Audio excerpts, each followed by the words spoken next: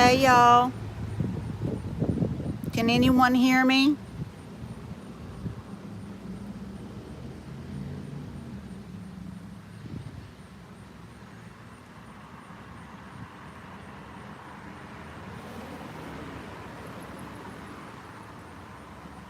Hey y'all,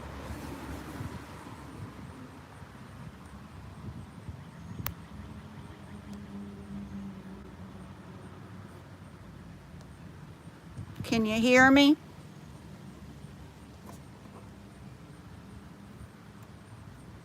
Hey, can you hear me? Hey Rachel. Hi Miss Carter. Hello. Sorry I'm late. Let me know if you hear me just fine.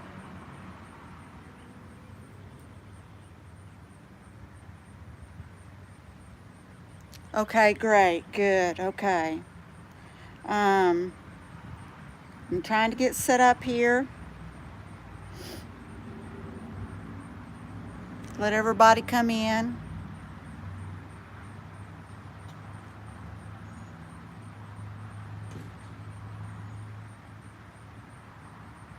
All right.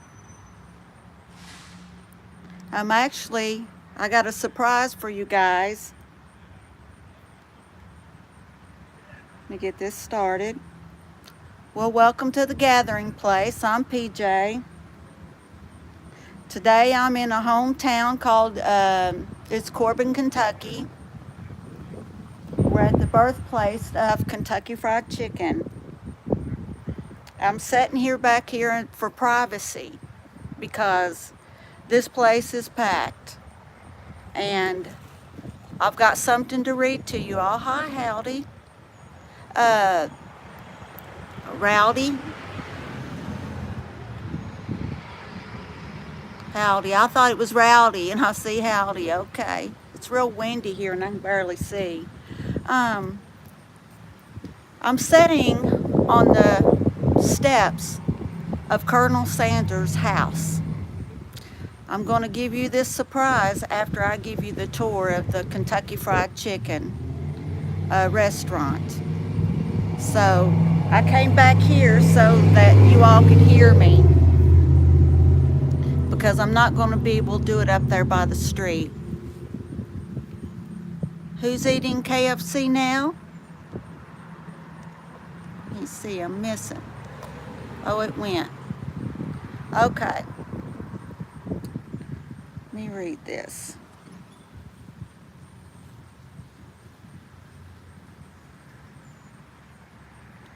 Okay, I've got some information here to share with you all. It's easier that way than it is trying to read the billboards and stuff on the street. The restaurant's packed. I came today because I figured it would not be as crowded because there was rain in the forecast, but I was wrong. It's packed. So I'll do the best that I can and try to stay out of families' faces with the camera. And I hope that you can hear me in there. But I'm going to read something to you all. It says, "Today as we know it, Hardland Sanders Cafe and Museum. In 1930, he took over a shell filling station. He converted the storeroom to the small eating area using his dining room table, serving meals such as steak and country ham to the travelers. Within that 4-year period, in 1934, Sanders took over the lease of the Pure Oil filling station on the other side of the road, where I'm going to take you here in a few minutes. He began to sell fried chicken. To improve his skills, Sanders took an 8-week restaurant management course. By 1936, his business had improved, and then in 1937, he expanded his restaurant to 140 seats. This is where it all started, the home of Kentucky Fried Chicken here in Corbin, Kentucky. with his famous 11 herb and spices secret recipe that we would all love to get our hands on. It started out with a gas station out front in a hotel with a cafe in the parking lot. During his life, he failed almost at everything he did, but he never gave up. Later on in his life, he achieved greatness, and Kentucky Fried Chicken was born here in Corbin, Kentucky. Colonel Sanders started dressing the part with his public image in 1950, growing out his goatee and mustache to match his white hair. In 1960, the red and white uniform that they wear with his tag on the inside were made. And in 1963, the trademark, the phrase, "It's finger licking good," became known as one of the world's known famous sayings. Also in 1952, Sanders popularized chicken in the fast food industry. First Kentucky Fried Chicken franchise opened in Salt Lake City, Utah. Branding himself Colonel Sanders, founder, and became prominent figure of the American cultural history, and his image remained widely used in the KFC advertising. Okay, now we're going to go into this amazing place, this little building where he started it all, the birthplace of Kentucky Fried Chicken. So I'm going to turn you around, and we'll show you the house here in a little while. Let me find my turnaround button. I'll give you all a little sneak peek.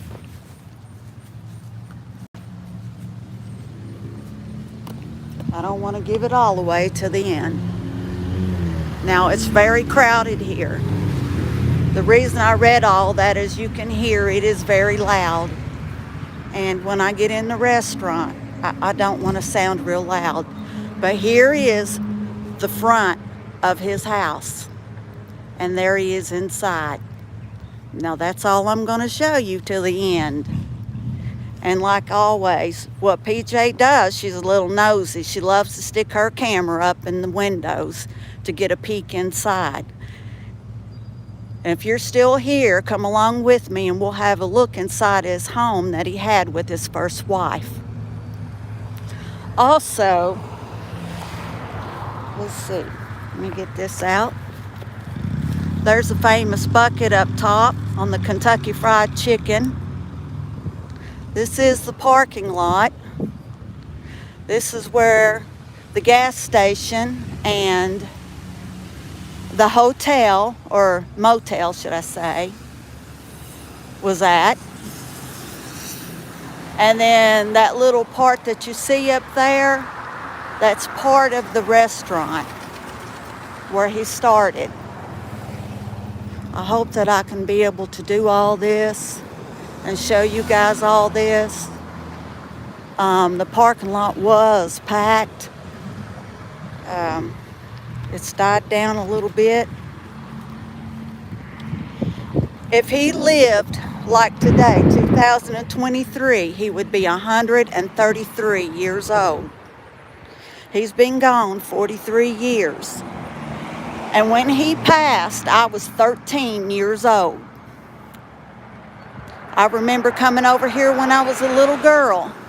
Actually, I had my very first job here in Corbin, Kentucky, working for a Napa Auto Parts. And I also delivered parts. And I can remember, like, back what it kind of used to look like. It looked kind of rough. And I do know that they've had, they fixed the place up twice. I think they fixed it up in 1980 because it was looking rough. And then in 2020, they remodeled and they put on the new part of this museum. So here's the parking lot. I'm going to go across here and I'm going to show you. It says, welcome. It all started here. There's the bucket, if you can see the bucket.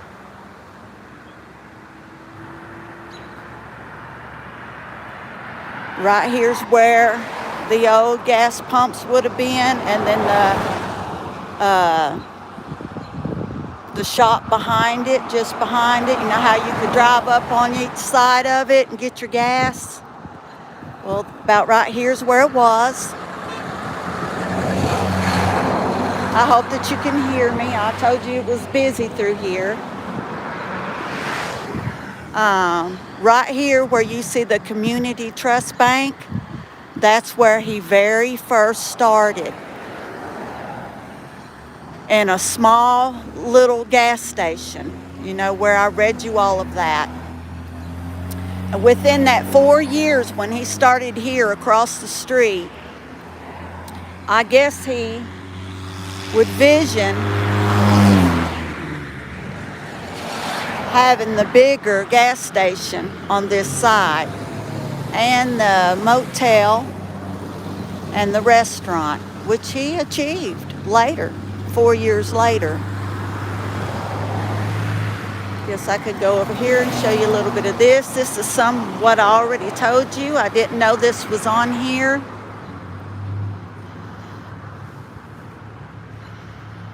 He joined the Army at age 16.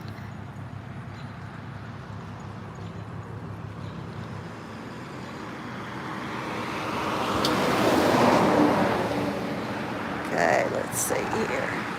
Okay. The Super Shell. Okay, here's the restaurant where he started selling. See, Harlan Sanders moved across the road and began Sanders service station selling pure oil products, and the new location had a dining room for the restaurant customers.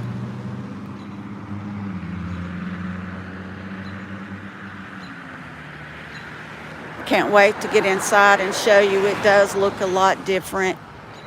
I can remember the old part. I'll tell you more about that when I get inside. I hope I don't forget. But I've been here multiple times growing up, and I've watched the change happen. Now I'm going to have to get in here and talk lower as I get in here. I don't want to freak people out. And here's the sign.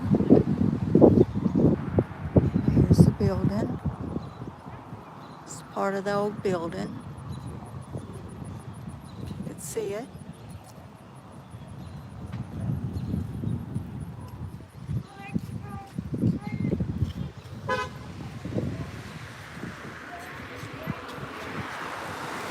There's a Sanders Cafe yellow sign. It's the original sign. It's been restored, but it is the original sign.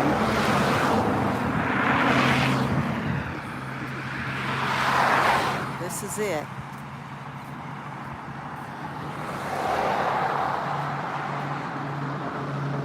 This is the main door. I remember going through this door, not the new door. It's a double door.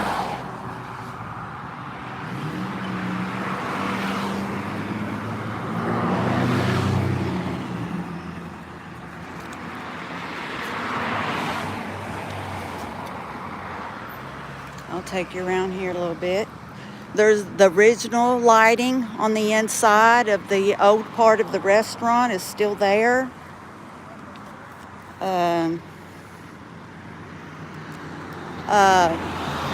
When he died, he was diagnosed with leukemia, June 1980. He died at the Louisville Jewish Hospital of pneumonia 6 months later. At the age of 90, his body was displayed in an open casket during the memorial service at Kentucky Fried Chicken headquarters in Louisville, Kentucky. Okay, we're gonna go in.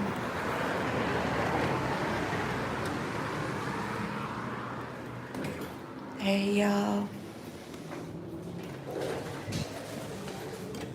To the right is the original restaurant. I'll show you that more later. Okay, here's the uniform that I was telling you about that he had made.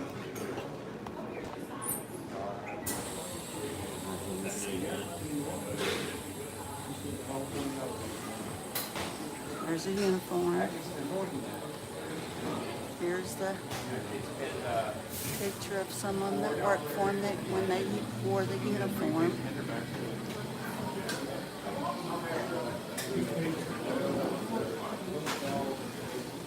Here's some things for sale. I ate where it all began. T-shirt.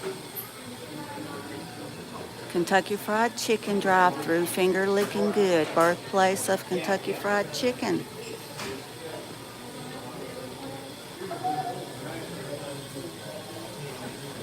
You can see all that.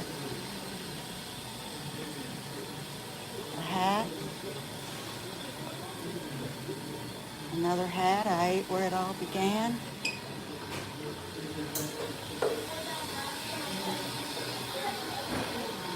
This is the young man that bought it from Colonel Sanders. John R. Neal.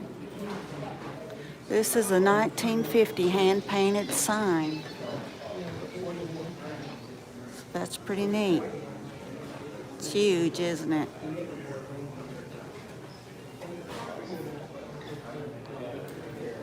Okay.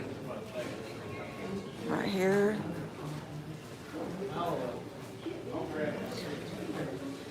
Before he was the colonel, he was a man on a mission that would involve hard work, dedication, and chicken. Where other men would have given up, this man would succeed making it reality. The fruits of his labor, Kentucky Fried Chicken, his name. Here's his suit, one of his suits. I do know that in the wintertime he wore suits made of wool. This is his suit, original suit.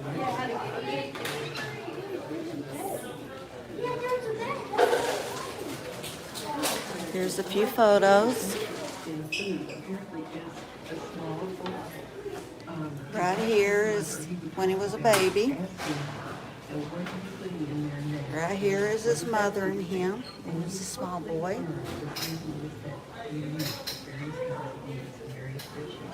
I'm not sure, but I'm pretty sure that's probably his second wife. Also, his first wife, I think he was married to her 36, 38 years. And then his second wife, he was married to her 33 years, 32, 33 years, I'm not sure. I did know, but I forgot. Here he is as a young man. No goatee, no mustache, no none of that. Here's a few books. Finger Licking Good, The Colonel, The Colonel's Secret,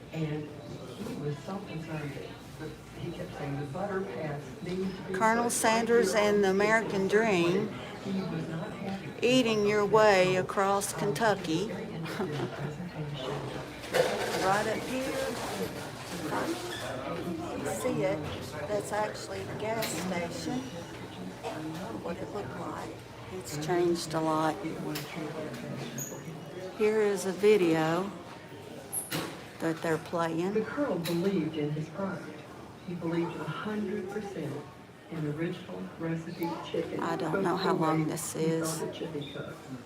He called it originally, North America's hospitality dish was on our early markets because he saw it that way.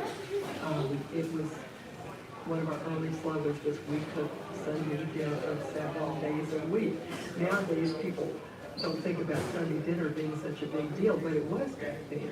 And he felt like he was providing Sunday dinner for homes all across America in those early days. And indeed he did. He was proud of the product. He was always proud of the product. And there have been stories told about him losing his temper in the restaurant here and there. He said he was mad because it wasn't perfect the way he wanted it, or someone had slipped up.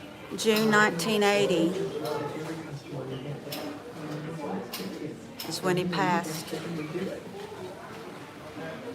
Because the Colonel started as he did by saying to the first franchisee, Pete Harmon, I'll come there and be there with you when you get ready to open. I will show you how to do this. I will stay in your house. I do not know. Pay for a motel. He developed this feeling of family. When he got the second franchisee, he called the one and said, meet me there. And so on. So that all of these early operators were part of the family. And the Colonel never let go of that.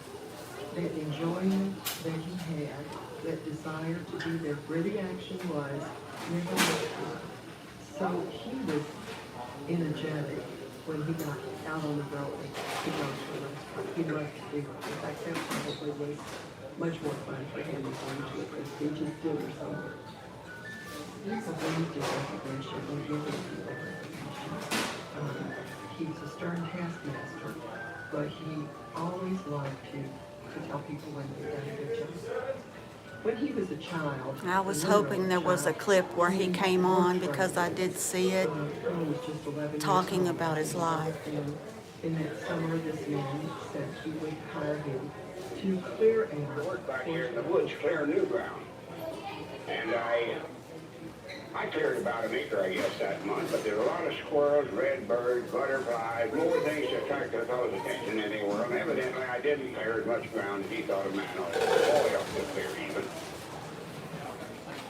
So at the end of that first month, he fired me and sent me home. Said he wouldn't feed me for me. So I went home, took my $2 to my mother. And when I gave her the $2 that I got for the month's work and told her Mr. Norris had fired me,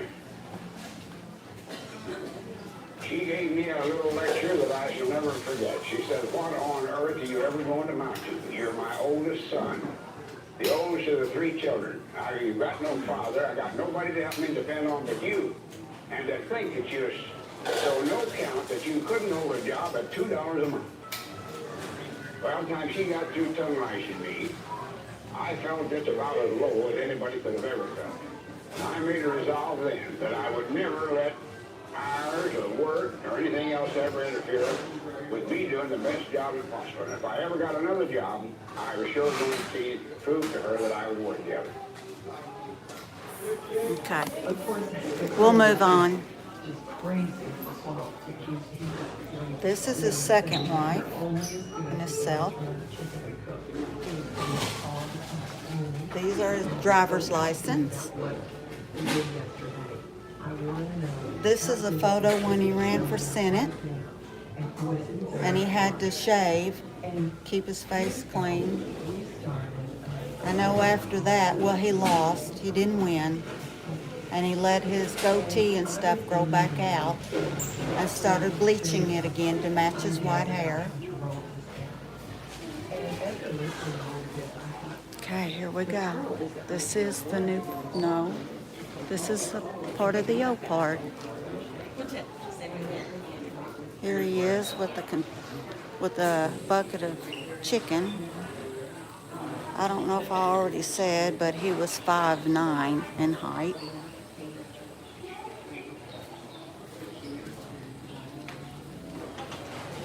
I'm going to take you back here to the new part first. There's a lot to see.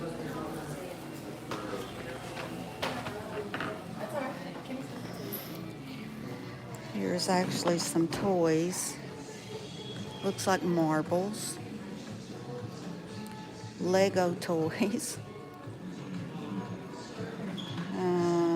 Earrings. Keychain.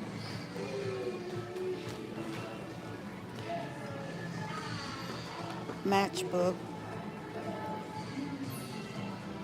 I never seen the matches with this logo. Never saw that before. It's a lot of pens. There's a lot of pens here.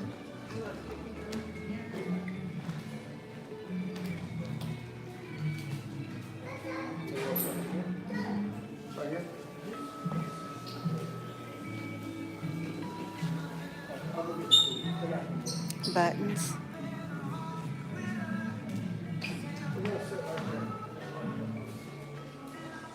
Over here, I guess you can sit and get a picture taken with him. I might do that later. Okay, here showcase the early years.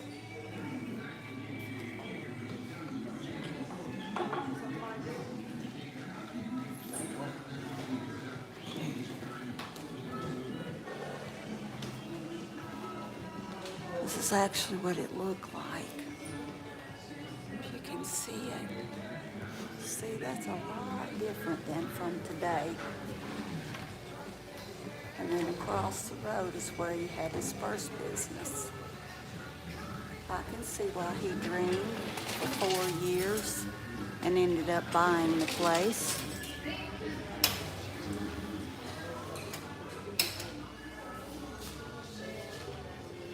There's the restaurant, what it looked like. It's the kitchen.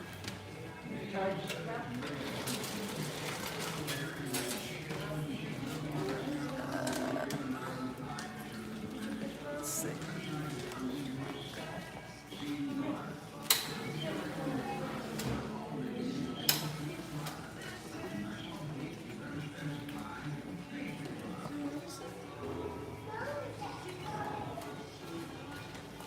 Okay, here's the picture, number 13. It says, this photo shows the Corbin Sanders court rebuilt after being destroyed by fire in 1939. I'll have to look that up. I didn't know that part.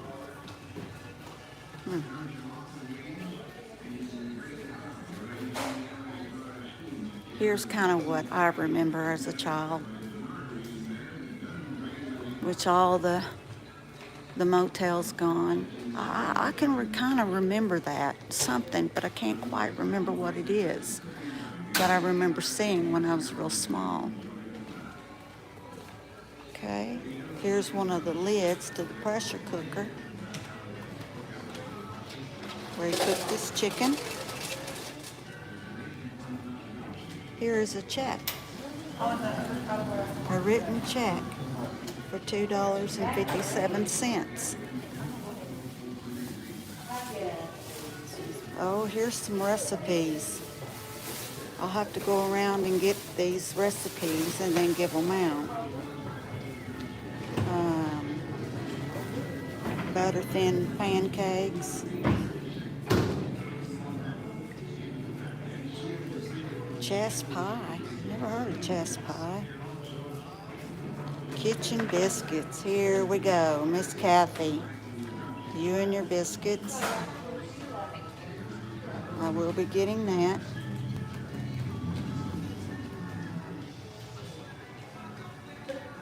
Okay.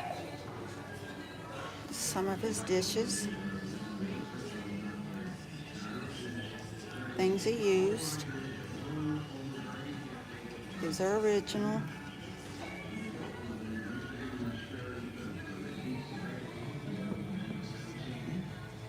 You know, back then, that was a big deal to come in and have, you know, you're having real plates and silverware and stuff, something we don't see that today. Here is the history of the bucket. History of the bucket.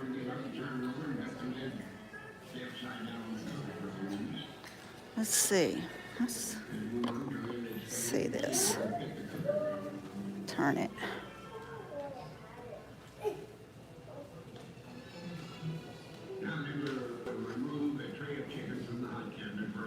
Okay, this one's kind of what I remember growing up.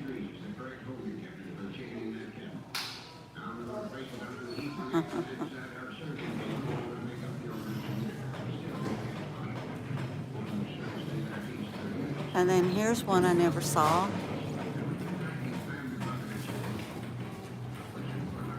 Has all these people eating, I guess.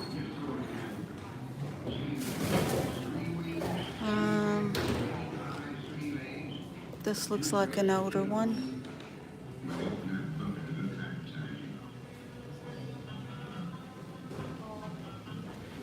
Oh, okay. Let's see what this is. I wonder how old this one is. Bucketsforthecure.com. Well, that's nice. And then here's some more things.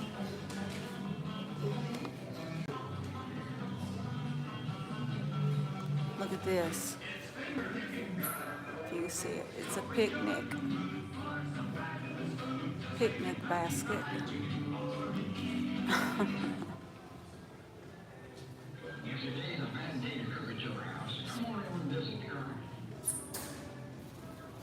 Little popcorn box, I remember that. There's a matchbox. Look at that. It's made of, I don't know, some kind of metal.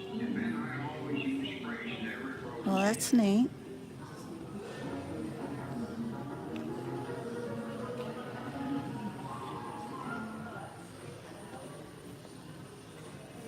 It's another cooler.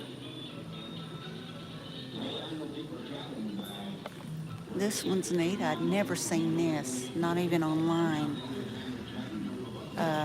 To put your bucket of chicken in to keep it warm. That's pretty neat.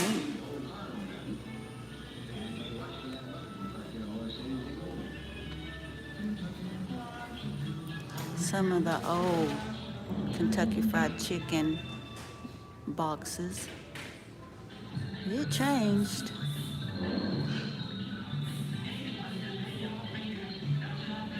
Country style rib box. I don't remember ribs. Does anybody remember country style ribs?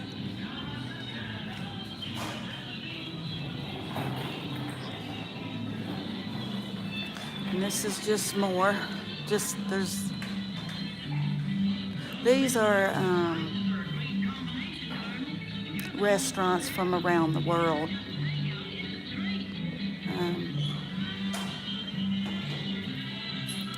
Okay. Here's some Kentucky Fried Chicken Crocs. Has anyone ever seen any Kentucky Fried Chicken Crocs? I need me, no, Wilkes County boy, you need those Crocs. Need them for Rufus.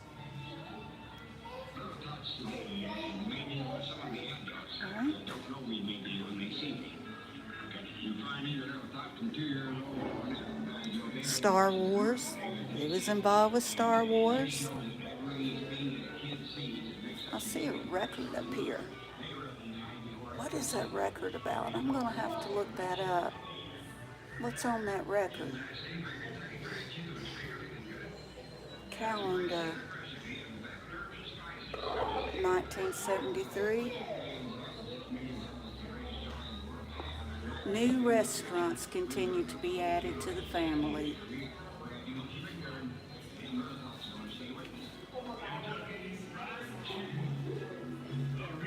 Look who it is. Bob Hope. Mickey Rooney.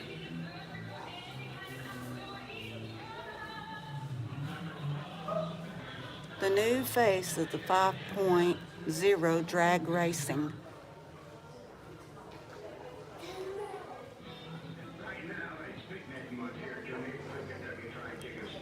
What year was that? Trying to look and see. Oh, 1998. August the 3rd, 1998. For $4.50. In Canada, $5.25 is what this magazine costs. All right. I do not remember any donuts being served with Kentucky Fried Chicken. Or the new Cheeto sandwich.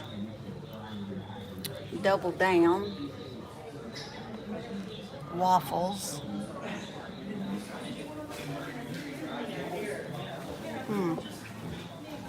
Fire log.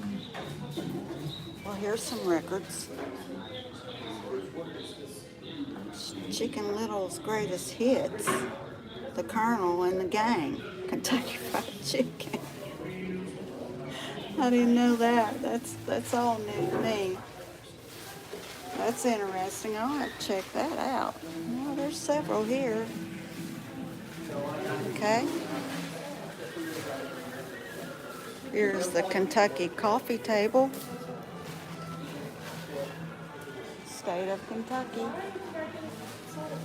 Videos you can watch, but I'm not going to do that. Where he met Mickey Mouse. Oh, and here's some more. KFC around the world. The Colonel, the icon.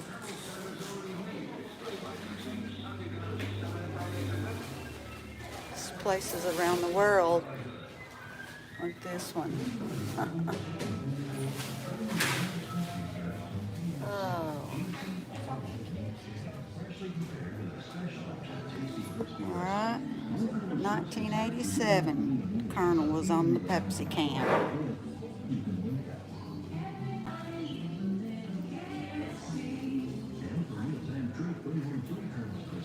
Look at these plates. 2010 Christmas plate. But that's a nice little collector's item. Year 2000 Christmas collection plate. Does anyone have any of these or ever seen any of these before?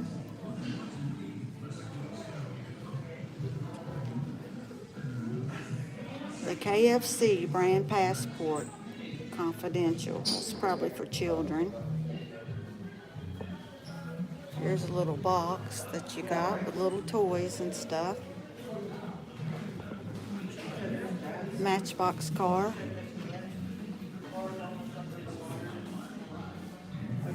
Alright. What is this? Oh, the Colonel had many faces. 1952, 1978, 1991, 97, 206, 2018. Look at him here. Just call it Kentucky Fried Justice. 5 cents fill up. Toys.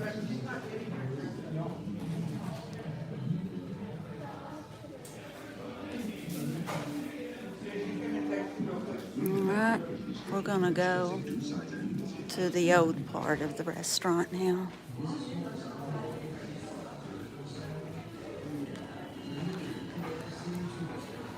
Ooh, this place was packed about an hour ago. Here's the original light. No, that's, is this the original lighting right here? I do believe so. Oh, sorry? Okay, Because some of the pictures like that. okay. I'll go over here too. I believe they are because this is the old part. Yes, it is. You're right. Okay, let me get the picture here. Yep, there's the original lighting.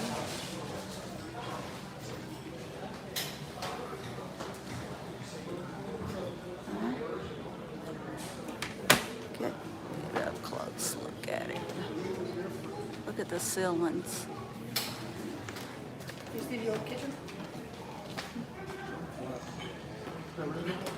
Okay, this is what it originally looked like. I can remember coming in here and eating, and they had a bunch of the old tables and chairs and stuff, and I actually sat down and ate at them, at the table. I remember it looking very different here. I remember the table being small, and we had to use a couple tables. This is the original furniture that he used inside the restaurant. Everything's original. You can see it good.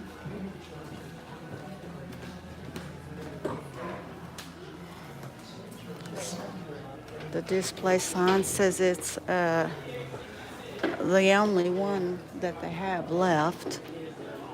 Okay, we're going to go inside the model motel room. This room he had in the middle of his restaurant because he wanted the women to see the room that went to his motel so they would know how clean and how nice it looked. And the travelers coming through, they would know and they could just walk over and get them a room.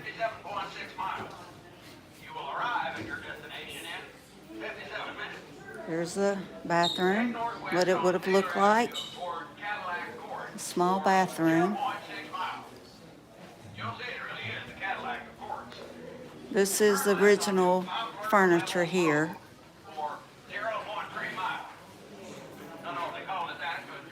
I'd say it's probably the original bed and everything that was displayed in here at that time. There's a calendar over there, 1940.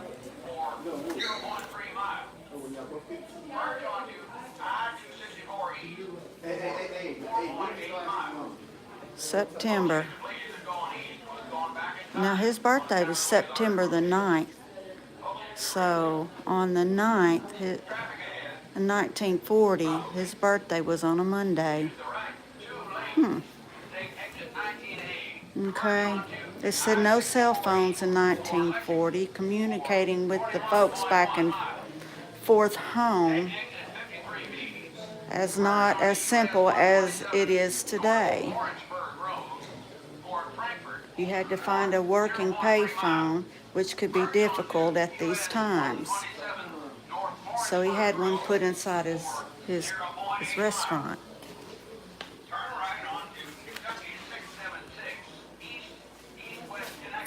Okay. Okay, here's the display model of what it looked like. Okay, I kind of remember something like this. And then right here was his little small building he started out in. So I guess as he sat over there for 4 years and looked at all of this, he was dreaming.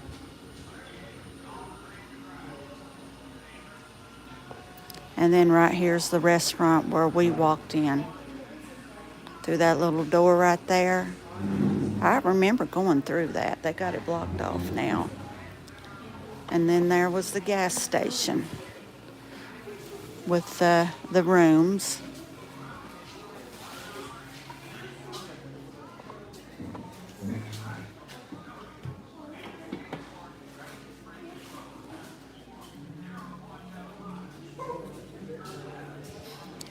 Says this panel is wormy chestnut paneling.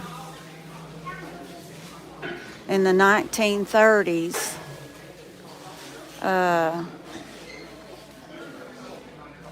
most of the chestnut trees suffered damage. So I guess they had a lot of wormholes. And that's what he used, even with the ceiling. It's all original. Now I remember this part when I was a little girl and coming in here when I was a young teenager. And all of these chairs and tables that you see, they had the original table and chairs.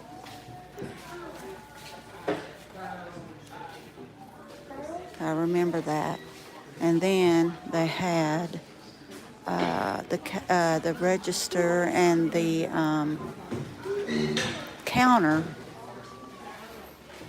right here by the door. It was an L shape. I remember that. I guess they stayed close to the door so no customers could get out without paying. Was the only thing I can figure. Okay, and then here's this kitchen. Now,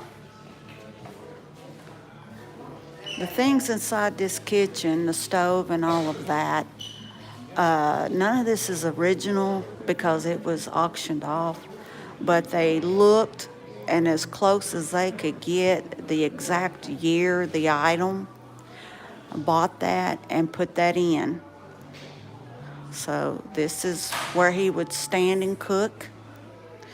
Just think about him standing here cooking hours at a time, day after day. Simple little kitchen, not very big. And over on this side, they did all the dishes.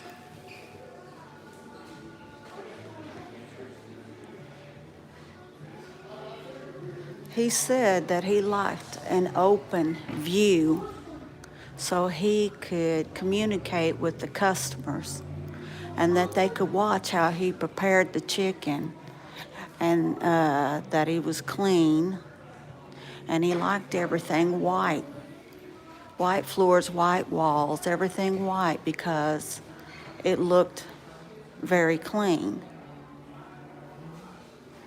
Okay, here's a new part.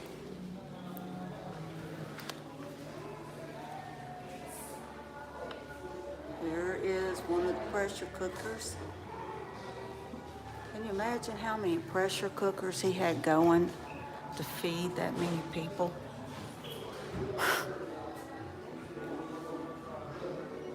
English mustard.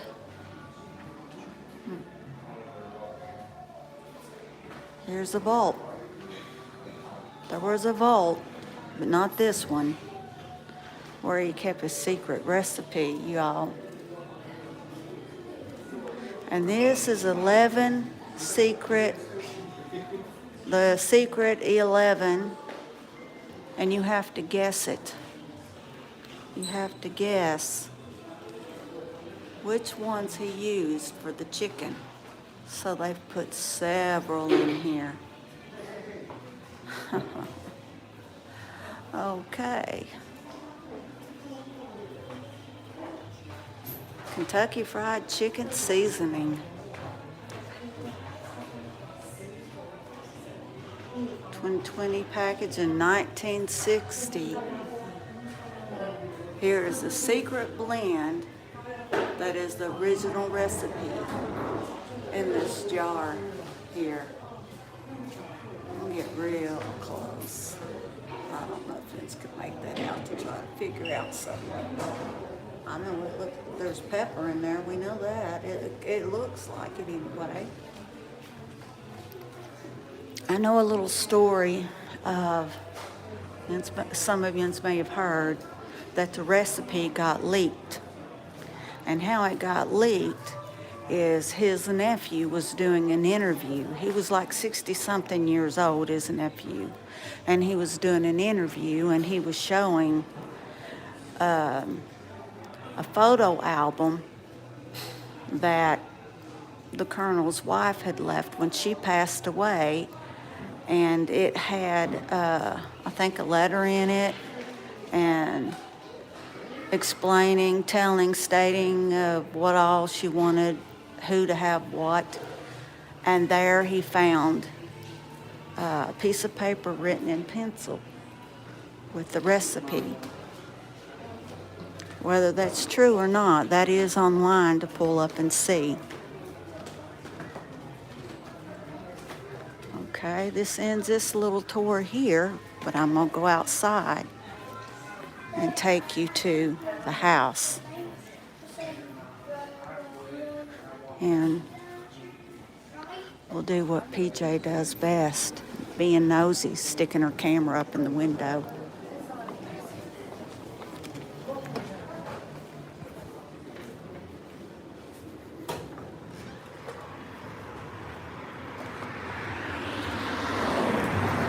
I actually worked just down the street, maybe 5 minutes from here, when I was 18, 19 years old for the Napa Auto Parts store. Walk around here. Also, there is a Sanders Park. I've never been to it. I would have to figure that out. I believe I'll figure that out before I leave. I may do a little video on that and post it up later. Ooh, the sun's coming out finally. I'm glad I was here while it was gloomy and not so hot and the sun out. But, oh yeah, we'll go this way. I'm going to show you. See, this is where the motel would have been. And right here where I'm walking was probably the yard, you know, where they would come out and sit on their porch or whatever, and then they had the yard view with the flowers and all that kind of stuff. Was actually right here.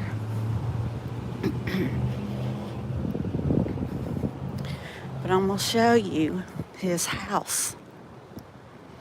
I do not know what year he bought this house, but I do know for a fact it's his house. I've known it for a long time. This is, I guess, one of his, I don't know, let's see, I don't know how old he was actually. See, probably in his 60s or something, 50s, 60s when he started. Look at this. This is the sidewalk. How many times do you think Colonel Sanders walked up and down this sidewalk? He walked up to this after working all day, either making chicken or checking on his gas station, his motel rooms. I do also know, I forgot to add, that he would pop in, and you know, they wouldn't expect him. He would pop in and he would check and see and make sure that they were sticking to the recipe. And he would taste the chicken, and if it wasn't right, he would get upset, and it states online that he would throw it actually on the floor. But here's the sidewalk that he would have walked up and down. It's nice and convenient to his business, isn't it?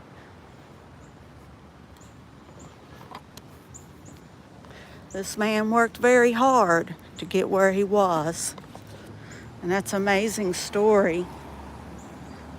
How he became famous.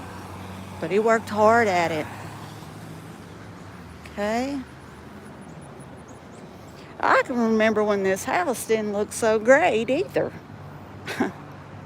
I'm assuming it was red brick. But here it is. Did it hold 2 cars? Or just one? I don't believe it held 2.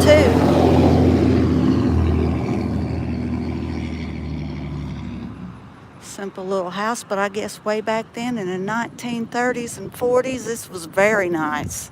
In town at that. Front door. I'm sure that Mrs. Sanders had flowers and all kinds of stuff out here.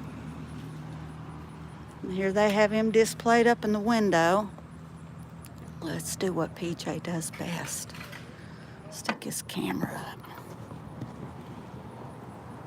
Can you see? Oh, this thing's in the way. I'm gonna take this off so you can see it. Let me get this. I'm gonna show you this. You can't see with this. Let me get it off. Okay. Hold on.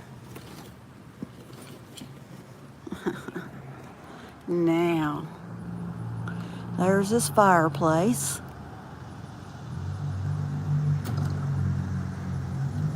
The room is a long, narrow room.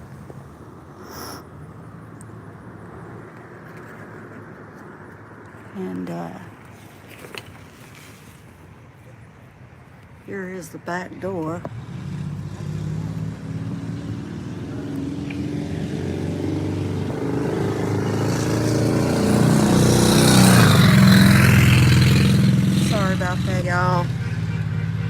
are in town. So that was the back door that leads out to the patio, to that little concrete path. I don't know if it was concrete, I'm sure it was. That led to the restaurant. So when I first seen this mannequin, it spooked me. I didn't expect it. This was a few years ago when I was here. But this is probably what he looked like standing here looking out the window of his home. Let's go over here and peek through another window. This is his kitchen.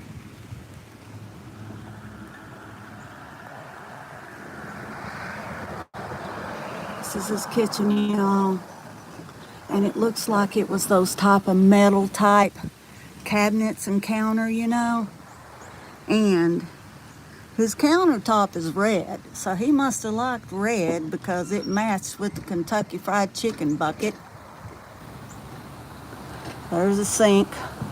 Back that way, that very back there, that's the master bedroom. Okay, let's go over here and get into another window. Let's be nosy. Come on, PJ, get up in here and be nosy. All right. Yeah, look at that little bar with that metal shelf on it. It's so simple, isn't it? And the small little kitchen, the table area, it probably only held 4 chairs. I mean, he had 3 children. I'd say by then, though, they were grown. Yeah, they seemed like they were grown because he was up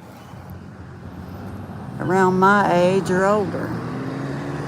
And over there, I can see where the stove, can you see where the sink would have been? The sink there. Then the stove beside it. Then across from that would have been where he kept the refrigerator.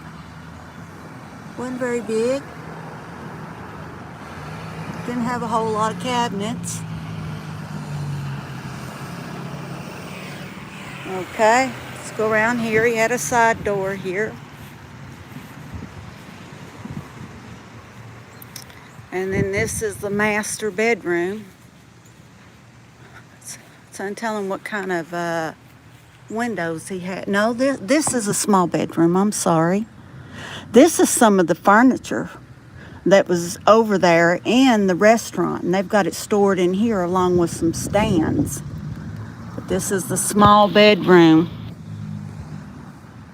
Look, just like I would have seen at anyone's home. Nothing real special. But like I said, in the 1930s, it probably was.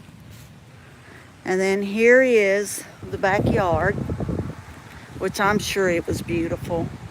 Oh, I'm positive it was. Probably trees and flowers and all that sort of thing. Here is the master bedroom.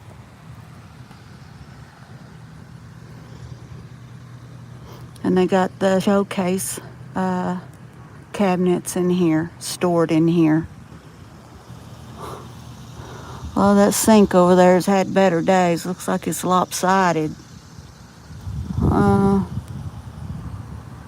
So, yeah. So if he went out of his bedroom and he turned left, was the first bedroom.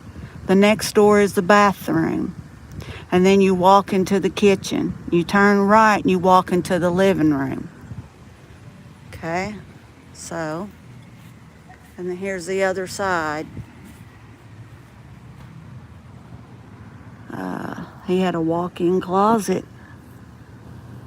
I guess he had to put all those white suits somewhere. Let me go to this window. Get a better view. I mean, that's a good size bedroom for way back then. They can stand here and look out these big windows, which I'd like to know what kind of windows they were. Probably them up and down windows. so he could stand and look over at everything. And here is the patio, door to his garage. I don't know what this is here. Maybe a block wall or something, maybe for storage or something. Who knows? Okay, y'all. This ends this video here. Please remember to like, subscribe, and share for me. I'd appreciate that. And thank you for you all coming, my supporters, my YouTube family in here, friends. I do appreciate it. No, not yet, PJ. Why? I got a long drive home. Thank you. Thank you all. Hey, John Ray, Texas Nana, Kathy. I do appreciate you all for sitting through this. I know it was a long video, but there was a lot to see. And I want to say, Jesus Christ is my Lord and Savior. Without him, I couldn't do anything. With him, I can do all things. So, I'll end this video, and until next time, bye-bye, y'all.